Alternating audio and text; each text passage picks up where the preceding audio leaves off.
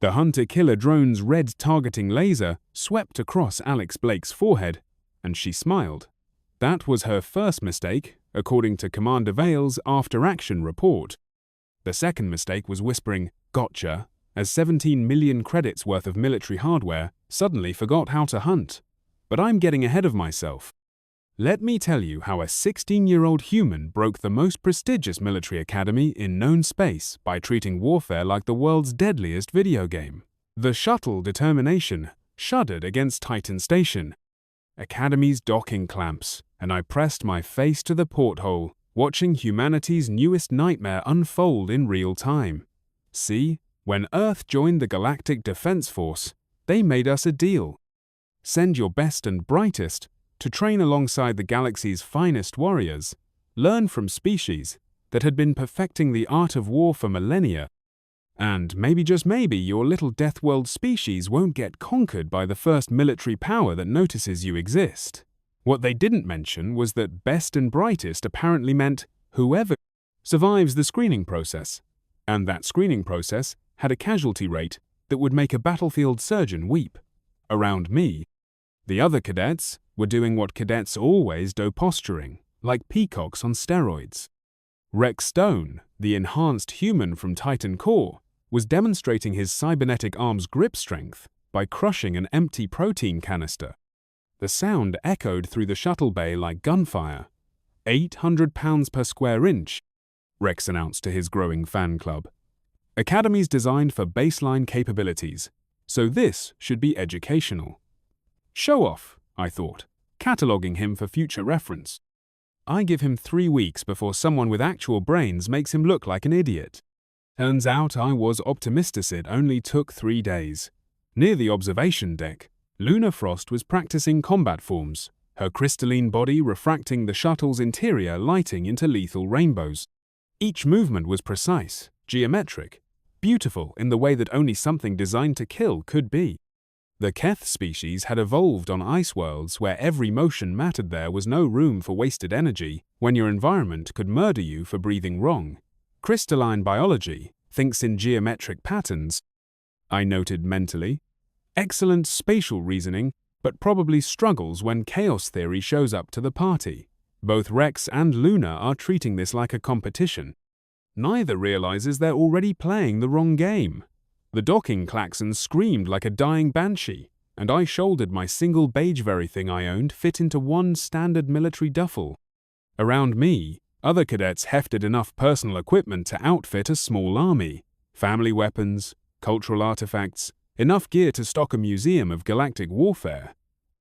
I traveled light. Light meant fast. Fast meant alive. Commander Vale was waiting in the docking bay, 7 feet of reptilian authority wrapped in scales the color of old copper and bad news. When she spoke, her voice carried the weight of absolute command and the promise of absolute consequences. Cadets, welcome to Titan Station Academy. You represent 47 species, 32 star systems, and presumably the finest military minds your worlds have to offer. Her gaze swept across us like a targeting laser painting targets for orbital bombardment. You were wrong. A few nervous chuckles died faster than red shirts in a firefight. 70% of you will wash out within the first month. Another 20% will fail during combat trials. Those who remain will have earned the right to call themselves officers in the Galactic Defense Force. The rest will return home with the knowledge that when tested, they were found wanting. She's lying, I realized immediately. Not about the washout rate that's probably accurate, but about the purpose. They need 100% of applicants to believe they'll be in that 10%. Classic selection bias. If people knew the real odds, enrollment would crater faster than a meteor on Earth. But here's the thing about license. You spot one, you start looking for others. And by the time we'd filed through corridors lined with holographic displays showing famous Academy graduates, I'd spotted 17 more. The displays were updating in real time, subtly adjusting which heroes they showed based on who was walking past. When Rex Stone passed a memorial wall, it highlighted enhanced human heroes. When Luna Frost approached, crystalline warriors took prominence. Psychological conditioning, I thought. They're not showing us history, they're manufacturing inspiration tailored to individual psychology. Sophisticated manipulation. My assigned quarters were smaller than most supply closets, clearly designed for my age rather than my species. One bunk, one desk, exactly enough floor space to do push-ups and contemplate the life choices that had led me to this particular corner of hell. I didn't mind. Smaller spaces were easier to secure, and I'd learned long ago that comfort was a luxury that could be weaponized against you. That first night, as the academy settled into its sleep cycle and the sounds of 30 different species trying to get comfortable echoed through the corridors, I opened my tablet and began my real education. I'd spent the shuttle ride mapping the academy's network topology through passive scanning, not hacking, just listening to the digital conversations happening around us. Now, with my official cadet access codes, I could start exploring what they'd actually given me access to. Every system has exploits, I whispered to the darkness of my tiny room. Earth's internet taught me that. The Academy's network is just a really expensive, really deadly video game. And I've always been very good at games. Week 1 began with what Instructor Kane called capability assessment. Though what he really meant was, let's see who cracks under pressure and who's going to make me look good in the quarterly reports. Kane was 8 feet of insectoid authority standing on 4 legs that could crush human bones like breadsticks. His compound eyes reflected the morning light in 1,000 different directions, and his mandibles clicked constantly, either concentration or annoyance. With Kane, it was usually annoyance. Combat effectiveness, he announced to us assembled lambs preparing for slaughter, is measured across 7 primary metrics: physical strength, reaction time, tactical reasoning, equipment proficiency, leadership potential, psychological resilience, and adaptability under stress. I sat in the back row, notebook open, pen moving steadily.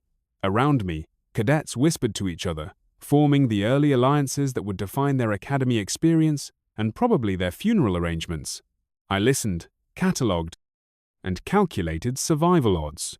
Today we begin with physical assessment, Kane continued, his mandibles clicking faster, definitely annoyance. Standard obstacle course, weapon proficiency, and unarmed combat evaluation. Rex Stone cracked his knuckles, the sound like timber snapping in a forest fire. Finally, something practical. Finally, something that's going to teach me everything I need to know about how this place really works. The obstacle course was a nightmare designed by someone with serious issues and an unlimited budget. Spinning blades, pit traps, holographic enemies that fired real stun rounds, the kind of challenge that would make a Navy SEAL weep for his mother. Most cadets approached it like a mountain to be conquered through force, determination, and sheer bloody-minded stubbornness. I approached it like a puzzle, to be solved through observation, analysis, and careful exploitation of other people's mistakes. I hung back, watching as my classmates threw themselves against the course like moths diving into plasma fires. Rex Stone muscled through barriers that should have required finesse, his enhanced strength compensating for a complete lack of technique. Luna Frost danced through laser grids with crystalline precision, her body naturally suited to geometric challenges. When my turn came, I walked the course slowly, ignoring the holographic enemies, seemingly oblivious to the obstacles designed to kill me in 17 different ways. Instructor Kane's mandibles clicked faster than a Geiger counter in a uranium mine. Cadet Blake, this is a timed exercise. Yes, sir, I replied, continuing my leisurely stroll through what was essentially a high-tech haunted house. I completed the course in the maximum allowed time, scoring in the bottom 10% for speed. But something interesting showed up in the detailed metrics. My path efficiency was 100%. Not a single wasted step, not one unnecessary movement. I'd found the optimal route through every obstacle, even if I'd executed it at the speed of continental drift, Professor Ward noticed. The elderly all-instructor had been at the academy longer than some species had been spacefaring. His tentacles white with age, but his 3 eyes still sharp enough to spot patterns that others missed. After the day's exercises, he approached me with the curiosity of a scientist who'd just discovered a new form of life. Cadet Blake, he said, his translator rendering his speech in careful, measured tones that somehow managed to sound paternal and terrifying at the same time. "Your performance today was unusual." "How so, sir?" Professor Ward's 3 eyes studied me like I was a puzzle missing half its pieces. "Blake, that was either the most brilliant tactical analysis I've seen in 30 years or you're completely insane." "Why can't it be both, sir?" His tentacles curled the all-equivalent of a laugh. "Because brilliant and insane is a dangerous combination in someone who just found 17 ways to kill people with a standard obstacle course." I blinked innocently. "I only found 12, sir." "What were the other 5? That night, while other cadets slept or studied combat manuals that would be obsolete before they graduated, I began my real education. My official access codes let me into training databases, historical records, and performance metrics. More importantly, they let me map the network's architecture like a digital archaeologist uncovering buried civilizations. Day 12, I wrote in my encrypted notes. Kane's combat demonstrations favor species with exoskeletons, either bias against soft-bodied species or fundamental misunderstanding of human tactical capabilities. Need more data before determining which flavor of incompetence we're dealing with. The plasma rifle demonstration started normally enough. Actually, no. Let me back up. See, Kane had this theory that humans were basically walking target practices, slow and stupid enough to bring kinetic weapons to an energy fight.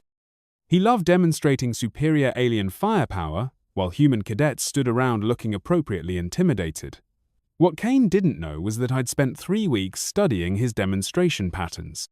What he really didn't know was that I'd identified the exact moment when he'd be most vulnerable to someone who understood the difference between being weak and appearing weak. "The plasma rifle," Kane announced, hefting a weapon that could punch through starship armor, "represents the pinnacle of personal combat technology.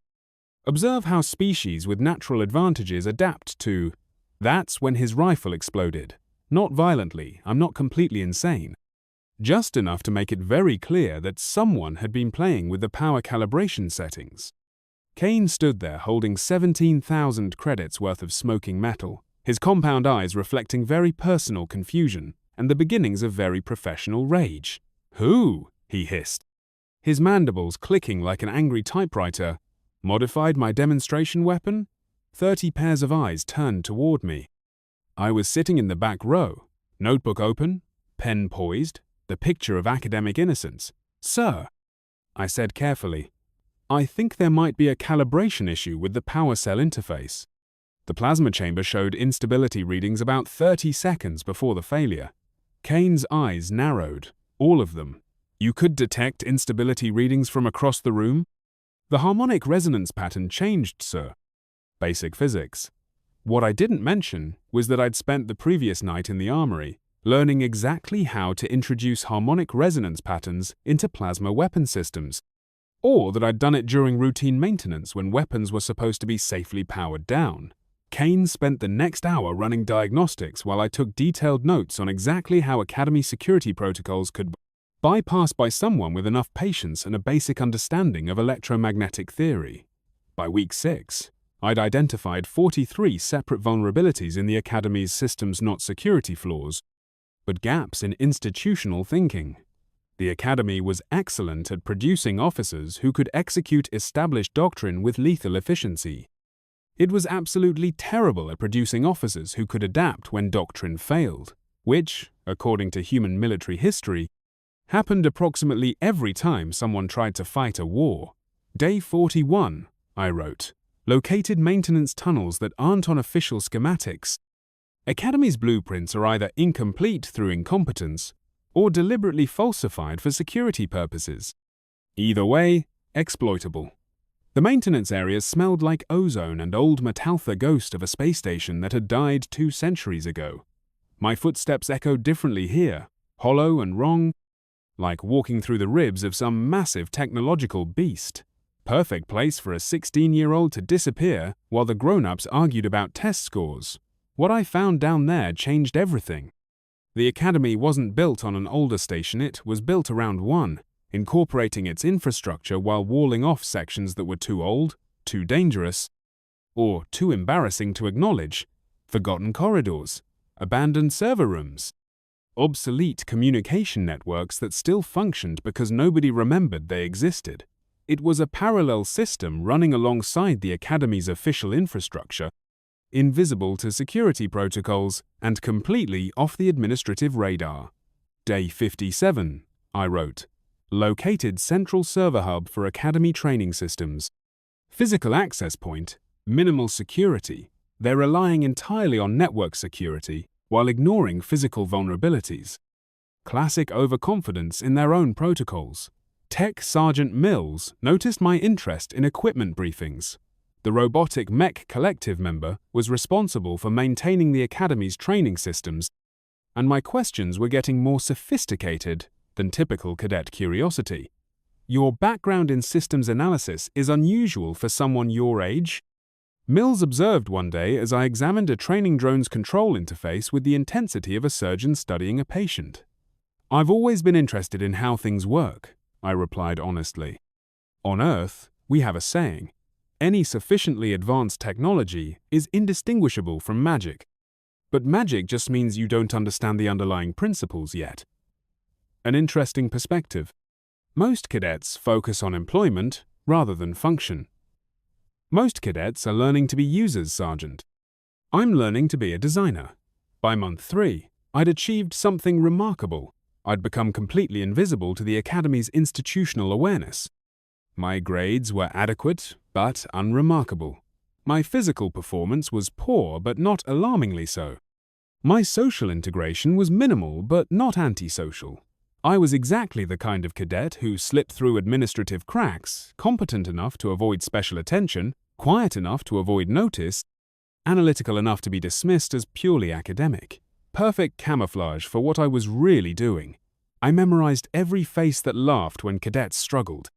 In 72 hours, half of them would be begging me to save their lives. The other half would be too unconscious to beg. Day 87. I wrote in my final preparation entry. Academy training philosophy assumes conflict between approximately equal forces using established tactical doctrine. Real-world scenarios often involve asymmetric warfare, resource constraints, and technological disparity. I paused, listening to the sounds of 30 different species settling into sleep cycles, each dreaming of military glory and tactical supremacy. Academy trains cadets to fight the last war, not the next one. Tomorrow begins final trials. Time to show them what the next war looks like. And maybe, just maybe, teach them that the deadliest weapon in any arsenal isn't the one that kills the most enemies. It's the one that turns enemies into allies. Commander Vale stood before the assembled final-year cadets like a general surveying troops before a suicide mission. Her reptilian features were set in what passed for satisfaction among the sectar species, though I'd learned to read the subtle scale patterns that indicated she was actually planning our imminent educational destruction. 67 cadets had begun the program. 30 remained. Mathematics never lied, but it didn't always tell the whole truth. The crucible, she announced, her voice carrying easily across the briefing amphitheater and cutting through the nervous energy like a plasma sword through atmosphere. Your final trial. 1 week in the Deep Station Simulation Complex. Complete survival scenario with active threats, resource scarcity, and real consequences. Behind her, holographic displays showed the simulation environment. A massive underground complex spanning several square kilometers, filled with corridors that twisted like intestines, chambers that promised violent death, and hidden passages that led to places even the Academy's architects had probably forgotten. It looked like the Academy itself, but darker, more dangerous, and designed by someone with serious psychological issues and unlimited funding. Hunter-killer drones will be deployed throughout the complex, Commander Vale continued, her tone suggesting that she was looking forward to our impending educational trauma. They are programmed to eliminate targets using non-lethal but incapacitating methods. However, the distinction between incapacitation and permanent injury can be narrow. A few nervous chuckles echoed through the amphitheater. I noted who laughed, mostly cadets who hadn't yet faced the reality that military training occasionally involved actual dying. In 72 hours, those laughs would be screams. You will have access to standard field equipment, basic weapons, survival gear, and communication devices. Your objective is simple. Survive 7 days while accomplishing mission goals that will be revealed during the exercise. Rex Stone raised his cybernetic hand like an eager student. Sir, are we operating as individuals or teams? That decision is yours to make. Vale replied with the smile of a predator watching prey debate escape routes.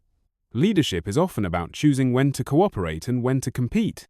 Real warfare rarely provides clear operational parameters. Lunafrost's crystalline form caught the light as she shifted, refracting her curiosity into geometric patterns. What about equipment restrictions? Some species have natural advantages in certain environments. The galaxy doesn't provide equality of outcome, Cadet Frost. It provides equality of opportunity. Your species' natural advantages are simply tools in your arsenal. Time to find out what the Academy considers fair play. I raised my hand for the first time in 3 months of briefings. Commander Vale's eyes fixed on me with the surprise of someone who just discovered furniture could talk. Cadet Blake? Are there any restrictions on how we interact with the simulation environment itself? Elaborate. The training complexes, it considered part of the test environment, or simply the container for the test. Vale's scaled brow furrowed like ancient leather. The facility is your operational theater. Standard rules of engagement apply. Understood, sir. Perfect. She just gave me permission to turn their entire facility into my personal playground. As the briefing concluded, and cadets filed out to prepare for what most of them assumed would be a straightforward survival exercise, Professor Ward approached me with the expression of someone who just realized they might have underestimated the quiet kid in the back. An interesting question, Cadet Blake. What prompted your inquiry about environmental parameters? I shouldered my equipment bag, still the same single duffel I'd arrived with 3 months ago, now containing modifications that would have given the Academy's quartermaster a seizure. Just clarifying the rules of engagement, sir. It's important to understand what constitutes fair play. And what have you concluded? My smile was small and quiet. The expression of someone who'd just solved a particularly complex equation while everyone else was still figuring out what the variables meant. That fairness is a luxury we can't afford if we want everyone to come home alive. That evening, as cadets made final preparations for what they expected to be a week of hardship, survival, and probably therapeutic trauma, I sat in my small quarters reviewing everything I'd learned about the Academy's systems. My tablet displayed network topology maps, system architecture diagrams, and 3 months of carefully gathered intelligence that would have impressed a military spy and terrified a network security specialist. The Crucible isn't just a test, I murmured to myself, fingers dancing across data streams that painted a picture of institutional blindness and systematic vulnerabilities. It's a demonstration. They want to see how we perform under pressure, but more importantly, they want us to see each other perform. They're building the social hierarchies that will define officer relationships for the next decade. I pulled up the facility schematics, the official ones provided to cadets, and the real ones I'd compiled through 3 months of careful exploration and digital archaeology. The differences were significant. 43% of the complex isn't on the official maps, I noted, cross-referencing architectural data with maintenance records that weren't supposed to exist. Either they want us to discover those areas organically, or they don't want us to know about them at all. My fingers moved across the tablet's interface, pulling up maintenance schedules, system update logs, and equipment deployment records. The hunter-killer drones were impressive pieces of technology-advanced AI, sophisticated sensor suites, and weapon systems calibrated for precise, non-lethal takedowns. They were also networked systems, which meant they followed protocols, responded to commands, and operated within defined parameters. And parameters were just suggestions waiting to be optimized. Every system has exploits, I whispered, echoing my first night at the Academy. And I've had 3 months to find them. The next morning, 30 cadets gathered at the entrance to the deep station complex like gladiators, preparing to enter an arena designed by someone with access to military budgets and serious psychological issues. The massive blast doors stood open, like the mouth of some technological beast, revealing corridors that stretched into darkness beyond human imagination and probably beyond human survival. Tech Sergeant Mills performed final equipment checks, his mechanical voice providing precise instructions with the enthusiasm of a computer reading a grocery list. Standard survival packs contain rations for 5 days, assuming careful rationing. Water reclamation units provide indefinite hydration if properly maintained. Communication devices have a range of 2 kilometers within the complex. Rex Stone hefted a plasma rifle with the satisfaction of someone who'd finally found an appropriate tool for solving life's problems. Standard loadout includes military-grade weapons. Good to know they're not completely handicapping us. Luna Frost examined her assigned gear with crystalline precision, each piece of equipment inspected and tested with the thoroughness of someone who understood that sloppy preparation led to permanent endings. Environmental suits are rated for various atmospheric conditions, anticipating chemical or biological hazards. The complex is designed to simulate real-world operational environments. Commander Vale replied with the smile of someone who knew exactly what real-world environments were about to be simulated. You should be prepared for anything. Alex's equipment selection raised eyebrows and probably a few blood pressure readings. While other cadets loaded themselves with enough weapons and tactical gear to outfit a small invasion, I took the minimum required loadout: basic rations, water recycling unit, communication device, and a standard toolkit, plus a few modifications that weren't technically violations of Academy regulations. "That's it?" Rex Stone asked, his incredulity echoing off the blast doors like artillery fire. "Blake, this isn't a camping trip. We're going to be hunted by military-grade drones for a week." "I know exactly what we're facing," I replied calmly, adjusting the straps on my single bag. "I also know that the heaviest gear becomes the biggest liability when you need to move fast. And I know something else that none of you have figured out yet," as the blast doors sealed behind us with the finality of a tomb. Emergency lighting activated, casting everything in dim red shadows that made even familiar faces look like demons planning my imminent destruction. Around me, cadets immediately began forming groups, sharing resources, establishing communication protocols, like survivors of a shipwreck organizing lifeboats. Rex Stone's team took control of the central corridor, their heavy weapons and enhanced capabilities giving them immediate tactical advantage. Luna Frost's group moved toward the upper levels, where their species' ice world adaptations would provide environmental benefits, standard doctrine, predictable responses. Exactly what the Academy expected. I simply walked deeper into the complex, away from the groups, away from the obvious tactical positions, into the darkness where the Academy's forgotten systems waited like sleeping giants ready to be awakened. "Time to change the rules," I murmured, my voice lost in the mechanical hum of life support systems that had been keeping this place alive for longer than most of my classmates had been breathing. Behind me, the real game was just beginning, and I was the only player who knew what we were really playing for. Day 1, 8am Academy. Control Room Commander Vale stood before a wall of displays that would have impressed the captain of a starship, watching 30 dots move through the deep station complex like pieces on a 3-dimensional chessboard. Each dot represented a cadet whose survival depended on decisions made in the next 7 days. Most of the dots were behaving exactly as predicted. One was not. "Initial deployments proceeding as expected," reported Captain Hart, her avian features sharp with concentration as she tracked multiple data streams simultaneously. "Rex Stone's team has claimed the central hub using standard defensive protocols. Luna Frost's group has secured the upper levels, employing elevated position advantage. Both approaches are textbook examples of species-appropriate tactical doctrine." "And Cadet Blake?" Vale asked, though she suspected she already knew the answer. "Unknown, sir. She disappeared from sensors approximately 2 hours ago. Professor Ward adjusted his position, 3 eyes tracking different displays with the focus of someone who'd spent decades learning to spot patterns that others missed.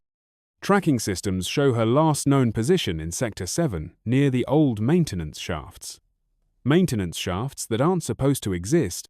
Vale noted with growing concern. How does a cadet access areas that aren't on our maps? Day 1, Tenem, Deep Station Complex. In the depths of the complex, I was asking myself the same question and finding the answer both simpler and more disturbing than I'd expected. The Academy's maps weren't incomplete by accident. They were incomplete by design. Day 1, Hour 4, I spoke quietly into my personal recording device, my voice echoing slightly in the abandoned server room I'd turned into my temporary base of operations. Academy's official schematics deliberately omit 37% of the complex. These aren't forgotten areas, they're hidden areas. The room hummed with the power of obsolete equipment that had been forgotten by everyone except the automated system still dutifully maintaining it. Displays showed data streams that shouldn't exist, surveillance feeds from cameras that weren't on any official inventory, sensor readings from monitoring equipment that had no documented purpose. The Academy isn't just testing us. I realized, my fingers dancing across control interfaces that had been designed when some of my classmates' species were still discovering fire. They're studying us. This entire exercise is a research project, and I just became the researcher instead of the test subject. The hunter-killer drones were magnificent examples of military engineering. I'd spent hours studying their technical specifications, their behavioral algorithms, their operational parameters. They were designed to hunt in packs, coordinate their attacks, and adapt their tactics based on target behavior. They were also designed to follow orders from authorized command nodes. Every system has exploits, I whispered, my voice mixing with the electronic hum of systems that had been waiting decades for someone to remember they existed. And military systems have the biggest exploits of all. They're designed to follow commands without question. My fingers moved across an ancient control interface, connecting to the drone command network through pathways that predated current security protocols by approximately 2 centuries. Time to teach some very expensive robots about asymmetric warfare. Day 2. Noon. Academy Control Room. The confusion was becoming palpable, thick enough to cut with a plasma blade and serve for lunch. Rex Stone's team had encountered their first hunter-killer drones and performed exactly as expected, taking defensive positions, using superior firepower to drive off attackers, establishing a secure perimeter around their base of operations. Lunafrost's team had taken a different but equally predictable approach, using their natural agility to avoid direct confrontation, leading the drones into areas where crystalline warriors could use environmental advantages to disable them without prolonged fighting. Both approaches were working. Both were exactly what the Academy's training doctrine would predict. Both were completely normal. Drone efficiency ratings are within normal parameters, reported Tech Sergeant Mills, processing data through analysis routines that had been refined over decades of similar exercises. Engagement success rates match historical averages for comparable scenarios. Then why? Commander Vale asked slowly, her reptilian voice carrying the weight of growing suspicion. Are the drones reporting anomalous behavior patterns? The displays showed scattered reports from the hunter-killer network. Targeting sensors experiencing brief malfunctions, navigation systems calculating suboptimal patrol routes, weapon systems powering down during engagement sequences for no documented reason. Possible explanations include environmental interference, equipment degradation, or… Mills paused, his mechanical voice processing possibilities that didn't compute properly. Or sabotage. Professor Ward finished quietly, his 3 eyes fixed on data patterns that suggested coordination rather than random failure. Impossible, Vale replied immediately, though her certainty was beginning to develop stress fractures. The drones are hardened against electronic warfare. Their systems are isolated from external access. Then how? Ward asked, gesturing towards displays that showed increasingly erratic drone behavior. Do we explain this? Day 2. Twipam, forgotten server Rumai, was explaining it to myself as I carefully modified routing protocols in a secondary command node that hadn't been updated since before most galactic species had achieved spaceflight. The hunter-killer drones weren't being hacked, they were being managed. Day 2. Hour 8. I recorded, my voice mixing satisfaction with the kind of professional pride that came from solving problems nobody else knew existed. Drone behavior modification successful, not overriding their systems that would trigger security protocols. Instead, I'm optimizing their efficiency parameters. The beauty of it was the subtlety. When the drones detected targets, I was introducing microsecond delays in their response, algorithms not enough to disable them, just enough to give targets slightly better survival odds. When they calculated patrol routes, I was adjusting their priority matrices to favor empty corridors over occupied ones. They're still hunting, I continued, watching real-time feeds that showed my classmates moving through areas that should have been crawling with mechanical death. They're just hunting badly. My tablet displayed a three-dimensional map of the complex, showing every cadet's position, every drone's location, and every engagement in real time. I wasn't just hiding from the exercise, I was orchestrating it like a conductor managing a symphony of survival. Rex Stone's team is about to encounter 3 drones in Corridor C7, I murmured, watching tactical displays that would have made a fleet admiral jealous. Standard protocol would be direct engagement, overwhelming firepower, acceptable equipment damage, and probably at least one cadet requiring medical attention. My fingers moved across the modified control interface, and the 3 approaching drones suddenly developed urgent interest in a maintenance closet 2 corridors away. Alternative protocol: redirect threat, conserve resources, maintain team cohesion, and keep everyone breathing. On my surveillance feeds, I watched Rex Stone's team advance cautiously through the corridor, weapons ready for combat that never came. They'd never know how close they'd come to a costly engagement, and I preferred it that way. Sometimes the best victory is the one where nobody realizes there was a battle. Day 3. 6 p.m. Academy Control Room. This is unprecedented, Commander Vale announced to her senior staff, the control room buzzing with tension that could have powered a small starship. 17 hunter-killers have reported minor malfunctions in the last 12 hours. Equipment that has never failed in 15 years of operation is suddenly experiencing systematic degradation. Captain Hart's wings rustled with agitation, creating small wind currents that spoke of deep unease. Could this be related to the missing cadet? Blake has been off sensors for over 60 hours. One 16-year-old human cannot disable military-grade combat systems, Vale replied. But her certainty was developing the kind of cracks that suggested foundations were shifting. Professor Ward's tentacles curled thoughtfully, a gesture that indicated he was processing information at levels that others might find uncomfortable. Perhaps not disable, but influence. The child asked very specific questions about environmental parameters and rules of engagement. You think she's somehow interfering with the exercise? I think, Ward said carefully, choosing his words like a diplomat negotiating a peace treaty, that we may have underestimated what constitutes standard field equipment in the mind of a human who treats everything as a puzzle to be solved. Day 3, 8 p.m., Hidden Command Center. In the depths of the complex, I was solving puzzles that the Academy's designers never expected anyone to find.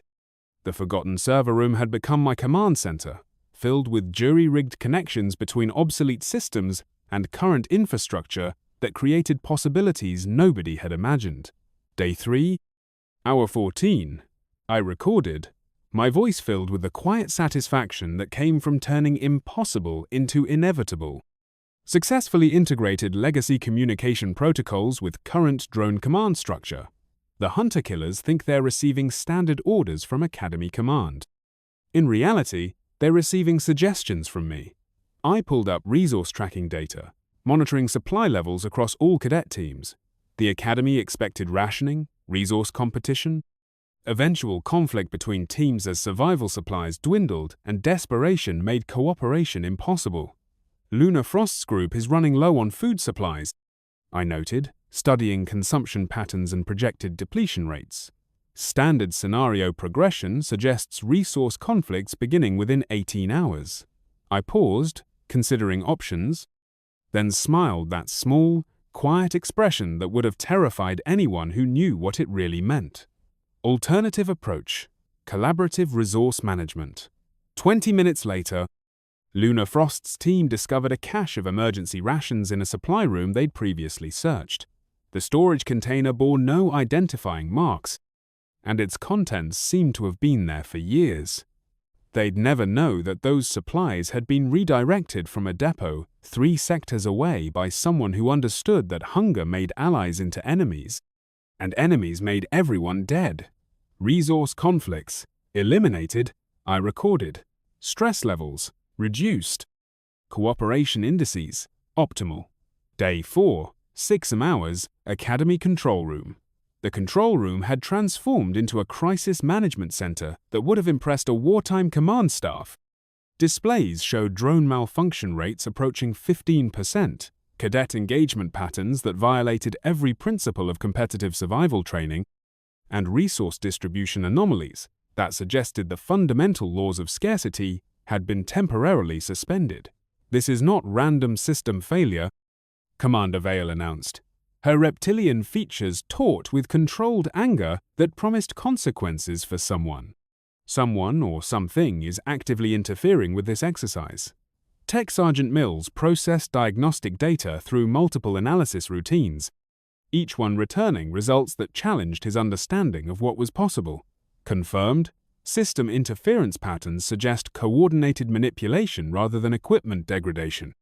However, all Academy command nodes show normal operation. No unauthorized access detected. Then how is this happening? Vale's voice carried the edge of someone whose carefully constructed reality was developing structural cracks. Professor Ward had been studying the data for hours, his 3 eyes tracking patterns that others missed, like a detective examining a crime scene where the criminal had rewritten the laws of physics. "Commander, when did we last conduct a comprehensive audit of the Deep Station complex?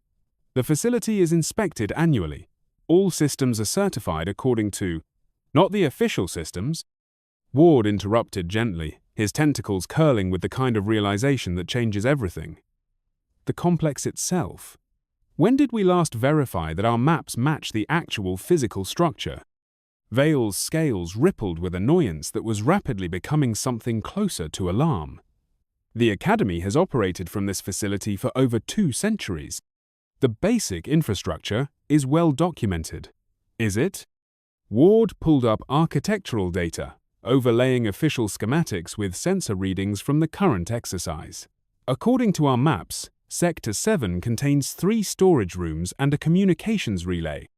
According to current sensor data, Sector 7 contains those facilities plus 7 additional chambers, 2 kilometers of unmapped corridors, and what appears to be a fully functional computer center." The control room fell silent, except for the hum of electronics and the sound of multiple species contemplating the implications of institutional blindness on an epic scale. "You're suggesting," Vale said slowly, her voice carrying the weight of someone who just realized they might have been outmaneuvered by a child, "that Cadet Blake has somehow gained access to parts of the Academy that we don't even know exist." "I'm suggesting," Ward replied with the careful precision of someone delivering very bad news, "that Cadet Blake has been studying this facility for 3 months while we assumed she was struggling with basic coursework. Day 4, Tenham, Hidden Command Center. In my Hidden Command Center, I was no longer struggling with anything except the philosophical implications of what I was demonstrating. The forgotten systems had yielded their secrets, like books written in a language I'd been born to read. The Academy's networks had revealed their vulnerabilities through patient analysis and careful exploration. The Deep Station complex had become my personal laboratory for testing theories about asymmetric warfare, cooperative dynamics, and the difference between winning and victory. Day 4, hour 6. I recorded, my voice mixing satisfaction with something approaching awe at what had become possible. Successfully demonstrated that information superiority trumps technological advantage. The Academy's hunter-killers represent some of the most sophisticated combat systems in known space. They're being managed by equipment that's older than most of the cadets in this exercise. I pulled up real-time feeds showing my fellow cadets, 30 future officers who were experiencing something unprecedented in Academy history. Success without suffering, cooperation without competition, survival without sacrifice. Rex Stone's team had established a formidable defensive position, but hadn't encountered serious opposition in 18 hours.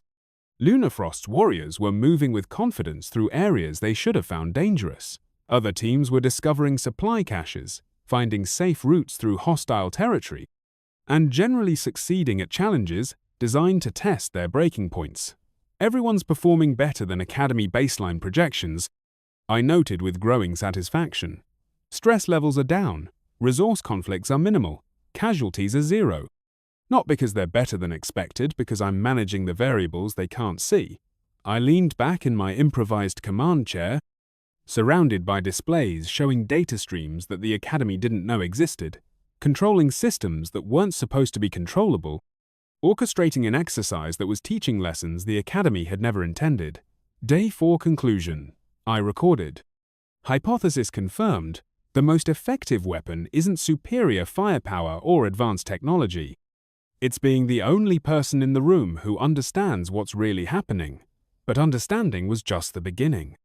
Tomorrow, I would stop hiding my capabilities and start demonstrating what human innovation could accomplish when properly motivated. Tomorrow, the Academy would learn what happened when someone changed the rules, while everyone else was still trying to win the old game. Day 5. 8 a.m. Academy Control Room. The moment I'd been building toward arrived with the subtlety of a system alert that no one in the control room was expecting, and everyone would remember for the rest of their careers.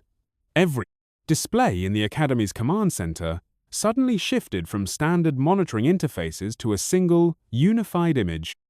A technical schematic of the deep station complex, showing both official and hidden infrastructure overlaid in perfect detail, annotated with improvements, and signed with a digital signature that read simply, AB?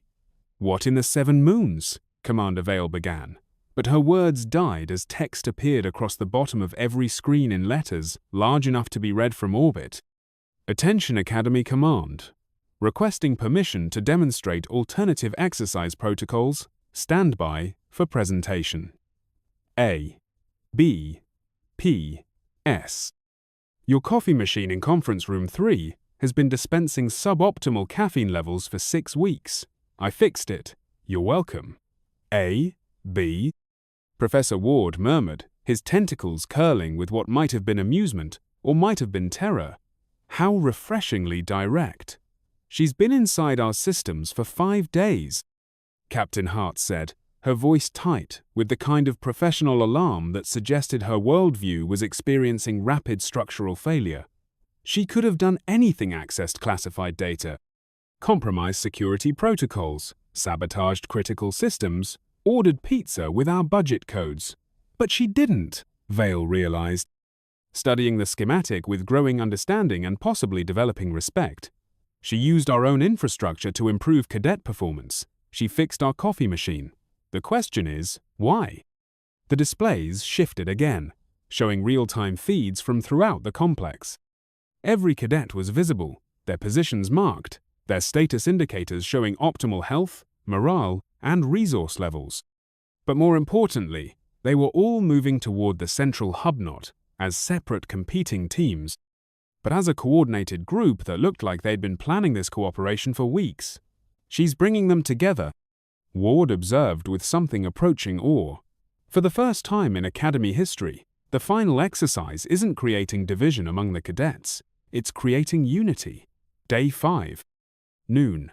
Deep Station Complex in. The main corridor where 30 cadets were converging, according to carefully orchestrated guidance that they assumed was their own brilliant tactical thinking. I finally stepped out of the shadows.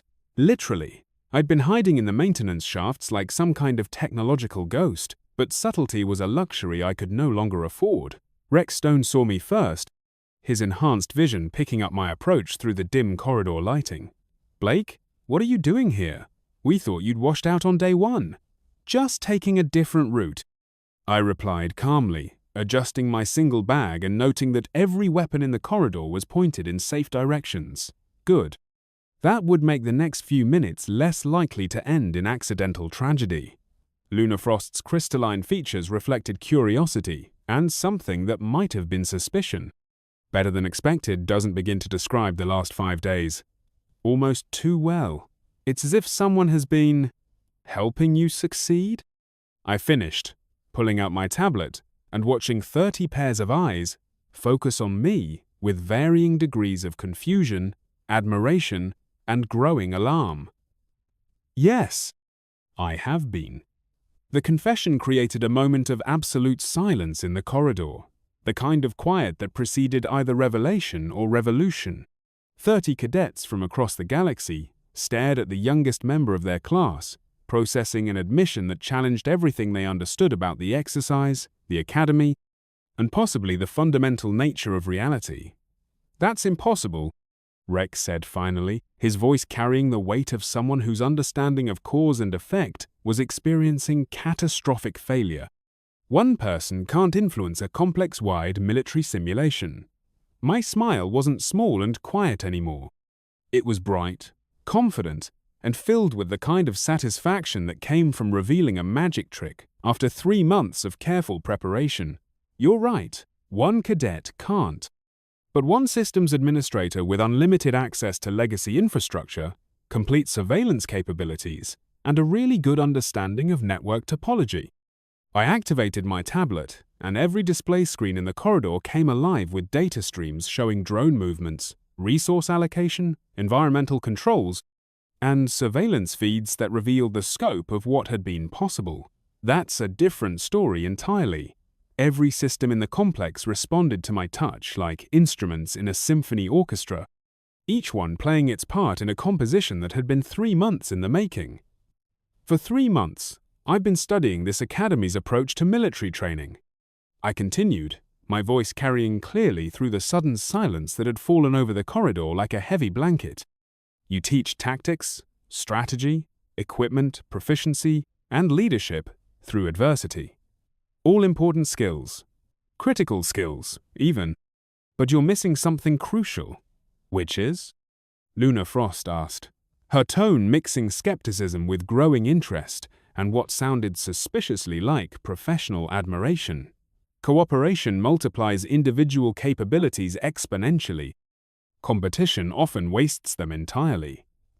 I gestured to the assembled cadets, 30 future officers representing the galaxy's finest military minds, each one looking at me like I'd just revealed that mathematics was actually optional. Look around.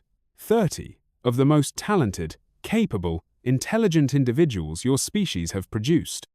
For 5 days, you've been encouraged to compete with each other for limited resources, to establish dominance hierarchies, to demonstrate leadership through conflict management. The displays shifted, showing performance metrics from the past 5 days' casualty rates, resource efficiency, mission completion times, psychological stress indicators, and cooperation indices that would have made a behavioral psychologist weep with joy. Alternative approach, I continued, feeling the weight of 30 sets of eyes and knowing that everything I said next would ripple through galactic military doctrine for decades to come. What if instead of competing, you collaborated? What if instead of managing scarcity, you optimized abundance? What if instead of proving individual superiority, you demonstrated collective effectiveness? Rex Stone studied the data with growing amazement, his enhanced analytical capabilities processing numbers that challenged his fundamental understanding of military training. These numbers, if they're accurate, we've performed better as a group than any previous exercise participants. They're accurate, I confirmed, pulling up additional data streams that showed comparative analysis across 15 years of Academy records. 0 casualties, minimal resource waste, perfect mission completion rates, and stress levels actually lower than baseline measurements. We've essentially solved military training. By cheating, pointed out Crix, Rex's teammate, his mandibles clicking with the kind of disapproval that suggested his worldview was experiencing structural damage. By redefining the parameters, I corrected gently, the way someone might explain color to a species that evolved without eyes. I never violated Academy regulations. I used assigned equipment, operated within authorized access levels, and followed all established protocols. I just used them more creatively than previous cadets. and I just proved that the Academy's assumptions about human capabilities were approximately as accurate as a weather forecast on a gas giant. Day 5. 6 p.m. Academy Control Room Commander Vale had spent most of the day reviewing security logs, system analysis reports, and probably questioning every decision that had led to this moment. The conclusion was inescapable. A 16-year-old human had achieved something that shouldn't have been possible with any level of technological sophistication, tactical brilliance, or institutional understanding.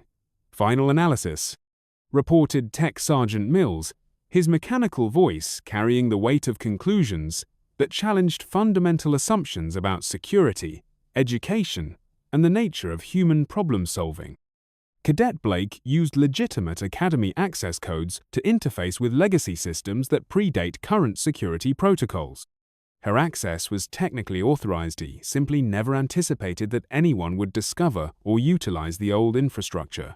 She found our blind spots, Professor Ward observed with what sounded suspiciously like pride mixing with professional terror, not through hacking or rule-breaking, but through superior intelligence gathering and systems analysis.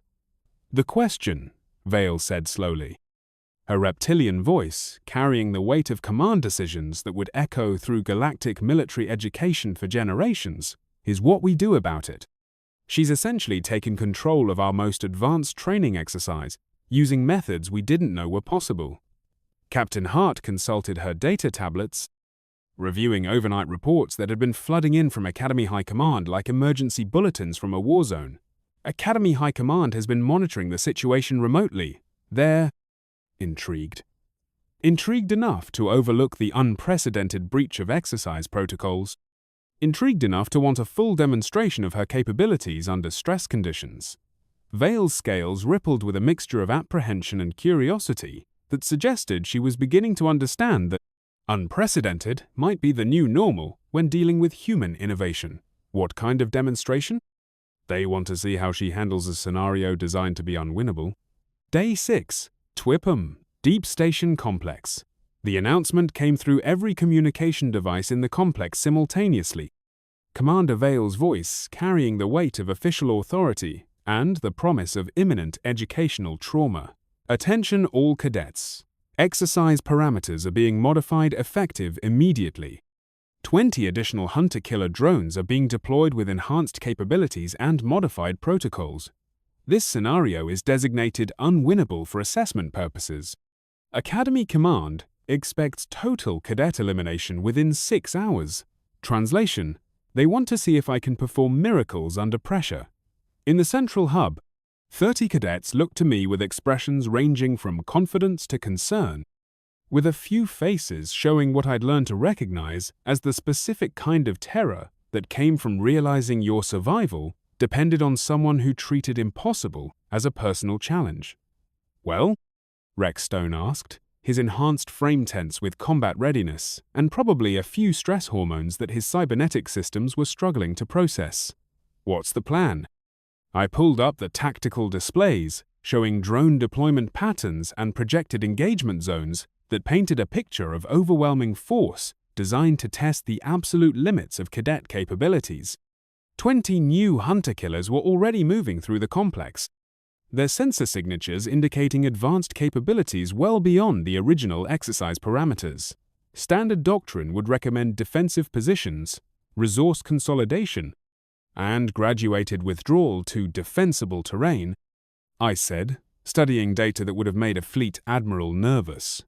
That approach gives us approximately 4 hours before we are overwhelmed. And non-standard doctrine? Luna Frost asked, her crystalline features refracting light in patterns that suggested she was already calculating geometric solutions to tactical problems. My smile returned brighter now, filled with the confidence of someone who'd spent 6 days turning impossible into inevitable, one carefully orchestrated miracle at a time. Non-standard doctrine suggests we stop playing defense entirely. Day 6. 1,500 hours, the revolution begins. What happened next would be analyzed by military strategists across the galaxy for decades, taught in tactical academies as either the greatest innovation in modern warfare or the most dangerous deviation from established doctrine. depending on which species was doing the teaching. Instead of taking defensive positions like every military manual suggested, the cadets split into carefully coordinated teams and began moving aggressively through the complex. But they weren't hunting the hunter-killers, they were hunting the systems that controlled them. I had spent 6 days mapping every control node, every communication relay, every power distribution hub in the facility.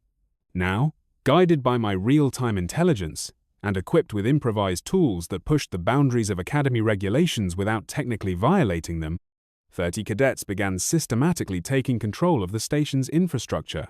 Team Alpha, power distribution hub in Sector 4, my voice guided them through their communication devices, each instruction delivered with the precision of a conductor directing a symphony of controlled chaos.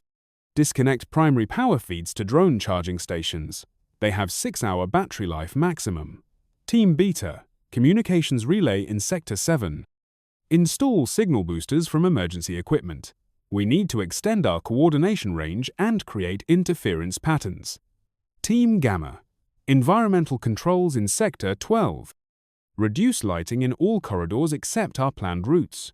Force the drones to rely on active sensors which we can detect and avoid.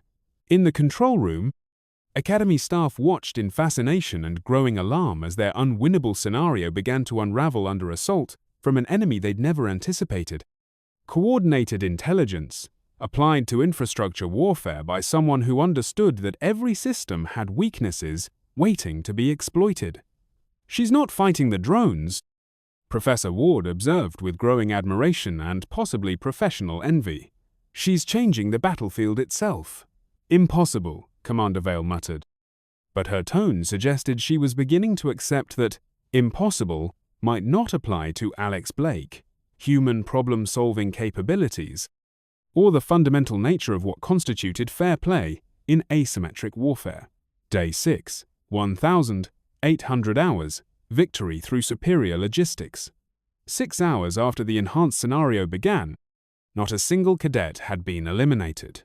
More remarkably, 17 of the 20 new hunter-killer drones had been disabled, not through direct combat, but through systematic denial of their operational requirements. Power-starved drones had shut down when their charging stations were disconnected by cadets who understood that every system depended on infrastructure. Communication-disrupted units had fallen back to central positions when their coordination networks failed under carefully orchestrated interference patterns. Environmental modifications had created dead zones where sensor effectiveness dropped to near zero, turning advanced combat systems into expensive paperweights wandering through darkness. I stood in the central hub, surrounded by 30 cadets who looked at me with something approaching awe, mixed with the kind of respect usually reserved for natural disasters and legendary military commanders. My tablet displayed complete control over the station's systems, not through unauthorized access, but through legitimate use of infrastructure that the Academy had forgotten existed, combined with coordination capabilities that transformed individual limitations into collective strength. "Exercise complete," I announced, my voice carrying through both the local communication system and the Academy's monitoring network with the satisfaction of someone who just solved a puzzle that had been labeled impossible. All personnel accounted for, all objectives achieved, all systems secured. And one more demonstration that human innovation worked best when it had something worth protecting. Day 7. ATM hours.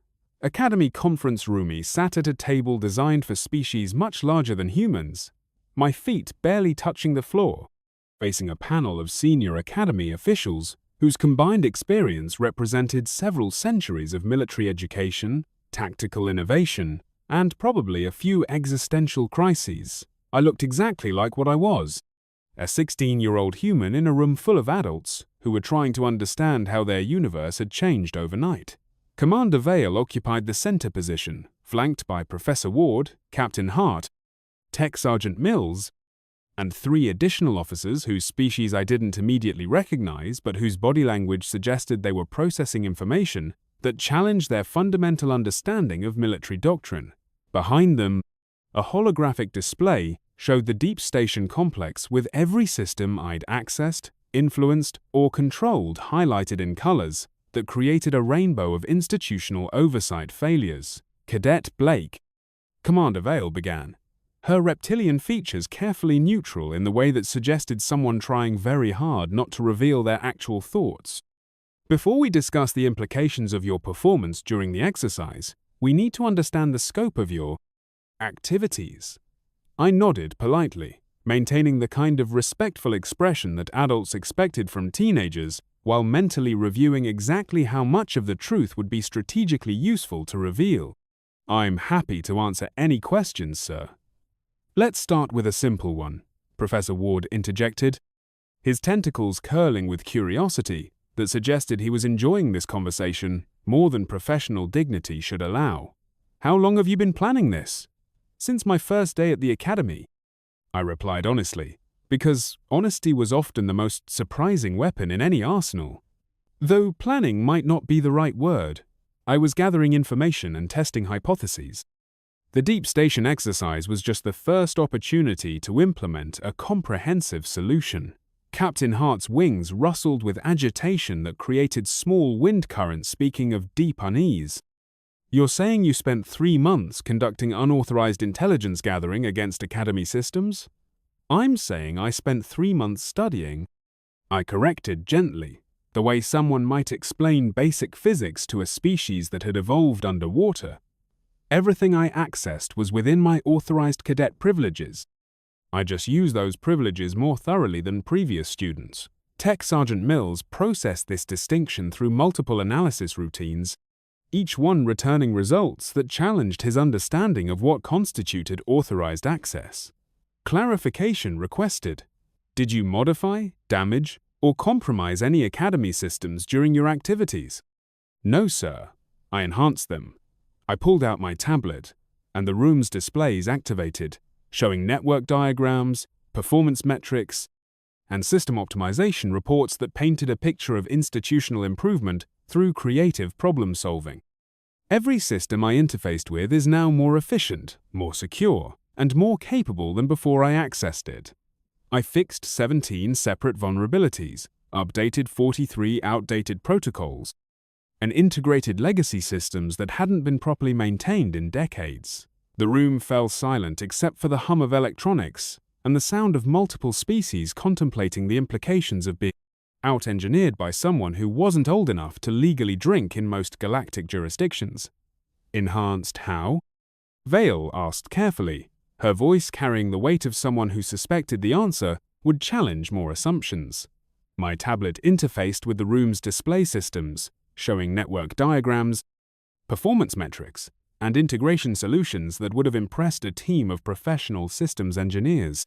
The Academy's computer infrastructure was running about 60% efficiency due to legacy compatibility issues and outdated protocols. I wrote integration software that allows new systems to communicate properly with old ones. You wrote software? Professor Ward repeated slowly, his 3 eyes focusing on data streams that suggested his understanding of human educational capabilities was experiencing rapid revision. In 3 months.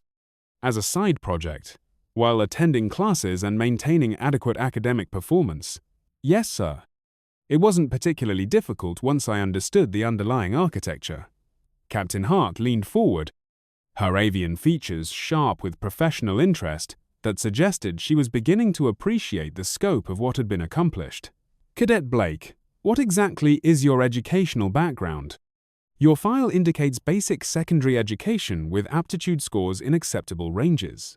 My expression became carefully neutral, the kind of diplomatic non-expression that said everything while revealing nothing. My file contains the information that Earth Command felt was relevant for Academy admission. That's not an answer. No, sir. It's not. The silence stretched until Commander Vale decided to try a different approach, possibly realizing that direct interrogation might not be the most effective method for extracting information from someone who had just demonstrated mastery of systems they didn't know existed. Let's discuss the exercise itself. Your coordination of 30 cadets through an unwinnable scenario represents tactics that aren't found in any military manual. Where did you learn these methods? I didn't learn them, I replied, feeling the weight of the moment and the importance of what I was about to explain. I developed them. Traditional military doctrine assumes resource scarcity, communication limitations, and hierarchical command structures. But those assumptions don't necessarily apply when you have superior information access and technological coordination capabilities. You're describing warfare between equals, Vale observed, her reptilian intelligence working through implications that would ripple through galactic military doctrine. Most conflicts involve asymmetric capabilities. Exactly, I said, my voice carrying the enthusiasm of someone discussing their favorite subject with people who might finally understand its importance. Asymmetric warfare is what humans specialize in. On Earth, we evolved fighting creatures that were bigger, stronger, faster, and better armed than we were. We survived by being smarter, more adaptive, and more collaborative. Professor Ward's 3 eyes brightened with understanding that suggested pieces were falling into place. You applied evolutionary psychology to military tactics. I applied human nature to galactic military doctrine, I corrected, because the distinction was important. The Academy teaches strategies developed by species that evolved as apex predators. Humans evolved as persistence hunters working in coordinated groups. Different evolutionary pressures create different tactical preferences, and those preferences led you to rewrite the fundamental assumptions underlying Academy training, Vale stated. Not quite a question. They led me to question why those assumptions existed in the first place, I replied. Most military training is based on preparing for the last war instead of the next one. But wars change. Technology changes. The tactics that worked for your species 1,000 years ago might not work against enemies you haven't encountered yet. Captain Hart consulted her data tablets, reviewing reports that had been streaming in from Academy High Command throughout the morning. Academy High Command has reviewed your performance. They're recommending immediate graduation with advanced placement in strategic planning roles. I shook my head, feeling the weight of decisions that would define the next phase of my education and possibly the future of galactic military doctrine. Thank you, but I'd prefer to stay at the Academy. The room erupted in surprised chatter from multiple species, the kind of multilingual confusion that suggested universal concepts were being challenged. Commander Vale raised a scaled hand for silence that carried the authority of someone accustomed to being obeyed. You're declining graduation? I'm requesting permission to continue my studies. I clarified because precision in communication was essential when dealing with institutional bureaucracy. But with expanded access to Academy systems and authorization to develop new training protocols, you want to redesign our curriculum, Professor Ward said, his tone suggesting this wasn't entirely unexpected. I want to improve it, I replied. The Academy produces excellent officers according to established doctrine. But established doctrine assumes we'll always be fighting enemies who follow the same rules we do. What happens when we encounter species that don't share our assumptions about warfare? Tech Sergeant Mills processed this question through tactical analysis subroutines that had been designed to evaluate conventional scenarios. Logical conclusion: current training paradigms would prove insufficient against sufficiently alien tactical approaches. Exactly, I agreed, feeling the satisfaction that came from having someone understand the fundamental problem. Human military history provides examples of what happens when conventional forces encounter unconventional tactics. The results aren't usually favorable for the conventional side. Commander Vale studied me with the intensity of someone evaluating a potential ally who might also be a potential threat. What are you proposing, Cadet Blake? I activated my tablet again, and the displays showed a new interface cleaner, more intuitive, more comprehensive than the Academy's standard systems, representing months of work on integration solutions that nobody had asked for but everyone needed. Integration of human tactical philosophy with existing galactic military doctrine, expanded simulation capabilities that include asymmetric scenarios, training programs that teach adaptive thinking rather than memorization of established procedures. You want to teach chaos? Captain Hart observed, her voice carrying professional concern mixed with growing curiosity. I want to teach adaptation, I corrected. Chaos is just order that we don't understand yet. Give me access to Academy resources and authorization to develop new training scenarios. And I'll show you what human tactical innovation can contribute to galactic defense. Professor Ward's tentacles curled with the kind of deep thought that suggested major decisions were being evaluated. There is precedent for advanced students contributing to curriculum development. Usually, however, those students are graduate-level researchers, not first-year cadets. Usually. I agreed with the kind of smile that suggested exceptions to usual rules might be becoming more common. But I'm not usual, am I?